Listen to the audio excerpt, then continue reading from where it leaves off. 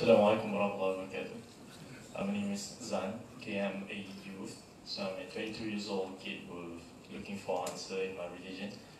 Alright, so basically we're talking about youth just now, so it caught my attention. So actually I'm a bit curious to whom that actually we're referring to when we talk about the Western understanding about, the world, Western worldview and everything. So I'm a bit curious to whom actually we are referring to. So basically I've read the book by Professor Atas himself, Islam and Secularism. So basically referring to the people, Western people that actually in the system of capitalism and socialism. But nowadays I think it is no longer legit, as in nowadays in the West. And there's been a few of individuals, actually they've been came out with their own idea and everything, such as Jordan Peterson, if you know, and then Dr. Gavin May. It's like people that studies about psychology. They came out with different kind of understanding in the understanding of nature of human being and everything. So they are not actually they're not involved with the system. I mean, like capitalism and everything. So they came up with their own ideas through the mediums that we are having nowadays, as in YouTube and everything, so they can lash their own ideas out. So they've been talking about happiness, because I've been in the wellness industry, so we all studies about how to seek happiness, how to seek the health of the psychology and everything. So they came up with their own ideas, and I think it's quite legit. So yeah. When we're referring to this Western understanding, so I believe that things already started changing nowadays. It's no longer in the system of, I'm not sure. So that's why I'm a bit curious to whom actually we are referring to, because I think things have changed nowadays, even in the West. And so that's the question. Thank you very much. Thank you, Mr. Nizam, Mr. Yaakob, and Tabalan.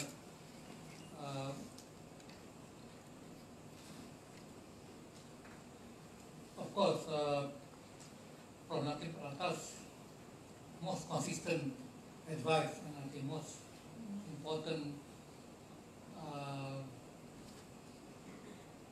ethical position in doing anything is sincerity. And this goes to all Muslim scholars, people presently and in the past as well. When they want to do anything, they emphasize that element first. Why are we doing what we are doing? Are we doing it for ourselves? Or are we doing it for the sake of Allah Ta'ala? That is not so simple, although it can be simply said.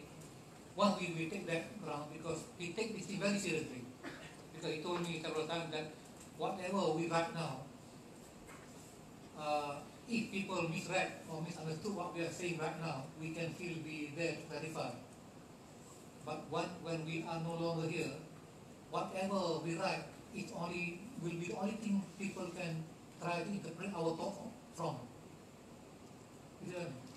Meaning that the word that you use, if you don't use them properly, therefore that's how people will interpret what you think you mean. That's why to him, when he writes something, because writing can last a long time, he'll be very particular whether if you are writing in Malay, English or Arabic. That's why he takes great concern when people say that to have a book discussion in Indonesia. Here also say bedah buku. It's simple like bedah buku. You say why bedah buku? Bedah means to operate. When you want to operate something's wrong with it already. Isn't it? So when you want the proper things, diskusi buku, analisa buku, bicara buku, we show that you are going to learn from the book. Nothing wrong with the book, but even nothing wrong with the book, you don't call bedah, you still want to analyze. For example, bengkel ilmiah, bengkel for mechanical thing. When the car has something damaged, you bring to a bengkel. But why use bengkel for academic discussion, for example? Because he said that be careful what you use. Because knowledge words reflect knowledge. So be careful when you write something, be careful of how the word that you use, particularly with regard to knowledge, religion, ethics. Simple stuff is quite alright, you can be quite loose with it. So that's why he said that when people say that there is Chinese element in the Islamization of the Malay. He said, well, there are Chinese element in the Malay language, but all of these elements pertain mostly to food and cooking utensils. Most of the terms from Chinese are referring to food, kway teow, for example, dim kang, and these other things. These are all good things. But when it comes to say the proper Islamic understanding, it is either the Islamization of the pre-Islamic Sanskrit terms, like Tuhan, dosa, syurga, pahala, or the introduction of Arabic Islamic vocabulary. So although they are Islamic clones, but it's not in the main ethical, philosophical, and legal dimension of it. Because from language you know where is the impact coming from. So first sincerity, second knowledge, that you must know exactly what the term is supposed to mean when you use that. That's why I'm very careful about that. And he was reading basically the classical work of the Muslim past and the Muslim present. He doesn't read modern Malay works. He read from the Fansri, Ranari, and all these manuscripts. That's why when he was there, he was doing that. And because he was reading mostly classical works, not just the Muslim, but non-Muslim too, the English sagas, the Russian mythos, Greek mythology, therefore he got the spirit of the West. Brother Lan, when you say what is West, I'll go to the question later on. What is West? The West is not something geographical only, it's something cultural. He said the West is the amalgamation of the pre-Christian mythology of the Greeks, or the Romans, of the Icelandic, or the Russian, or the Celtic. And then it's combined with the philosophical dimension of the Greeks and the legal tradition of the Romans, and then of the Christian and Judeo tradition as well. So there it is. When we talk about the Western worldview, it is unity and combination of all these elements there. That's one thing. Second thing is that the spirit of the West, according to him, is in the spirit of humanity, meaning that man is the decider of many things. In fact, of all things, this is Greco-Roman spirit that is dominating the West until now. So when you're talking about happiness, about psychology, it is from the vision of that fundamental Western philosophical framework. And then it is tragic, the Western spirit is talking about, that because it is entirely humanistic, therefore it becomes tragic because in the sense that it doesn't arrive at certainty. And that goes to the nature of happiness. They say that the Western man said happiness cannot be really understood and measured, because if happiness to them now is reduced only to the physical and emotional part of man, these things are fleeting. This morning you are happy, and next morning in the afternoon you are not happy, because of the understanding of who the man is. And understanding who the man is based on rational philosophy, humanistic philosophy, helped by modern science and technical achievement. Therefore the West is not something geographical only, but they started with that, but something profoundly philosophical. It's a combination of many things.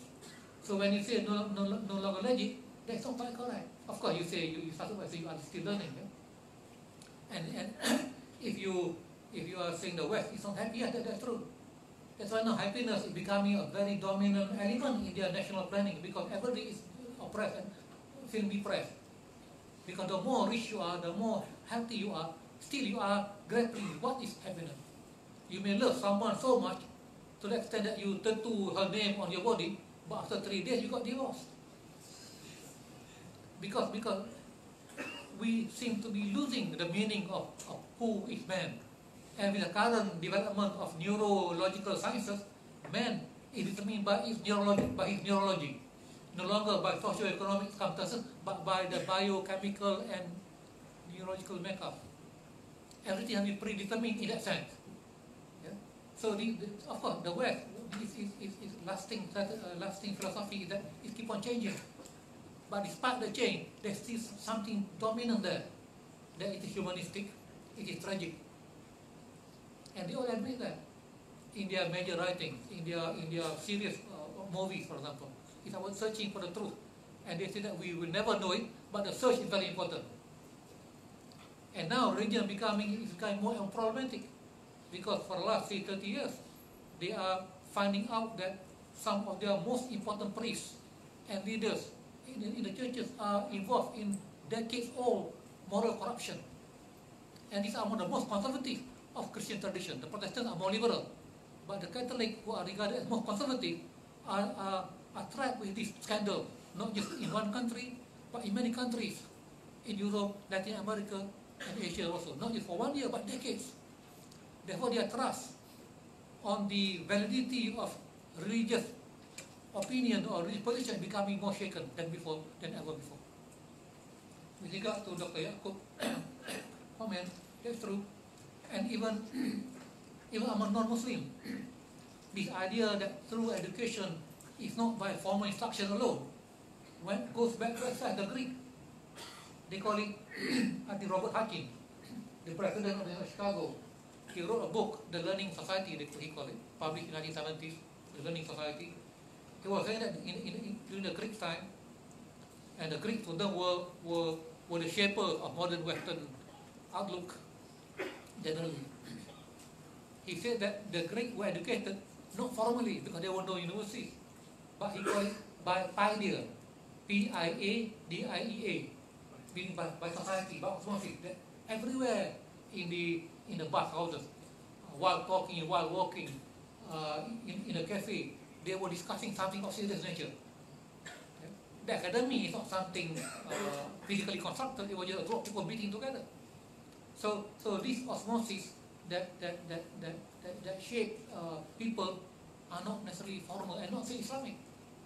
All serious civilization does that. Even the West right now, they say that in high school now, whatever the kids are learning in high school is nothing compared to what they learn outside school, from Instagram, from the social media, from the sports stuff. Therefore, they are absorbing something that they shouldn't be absorbing. Yeah? That's what I was about to add. How do you think social media is impacting this osmosis?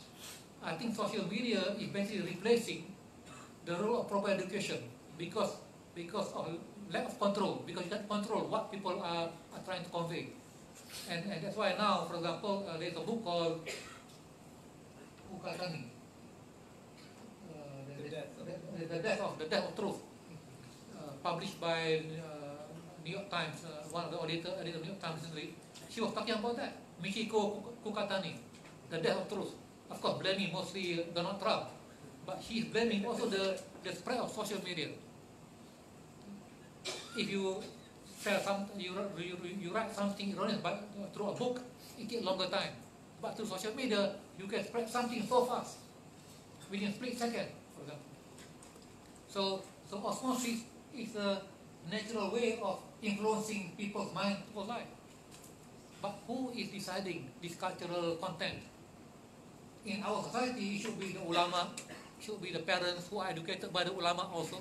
It should be leaders who are helped by the ulama. That's why I mentioned these great leaders just now. Iskandar Sani, Mehmet Al-Fateh, they were all influenced by great scholars who were shaping them. Therefore, these great scholars were influencing people not only by their writing, but the cultural influences which they have. So wherever they turn, they see the influence there. But right now, due to the fragmentation of our society, the osmotic effect is still there, but largely negative. Because parents are not educated except how to make money and how to earn money. Leaders are no longer thinking about society, value as a whole. Leaders are thinking most of economic and political survival, for example. Therefore, the osmotic effect on individuals are less moral, less ethical, less profoundly philosophical, but mostly socio-economic and transitory. But the process is the same process, it's still osmotic in that sense. That's why the role of formal education is becoming less and less significant, because of the role of the larger elements who are influencing people now. Even now, for example, people are learning from these things. No longer from classroom. In the classroom are depending mostly on these things. All of us.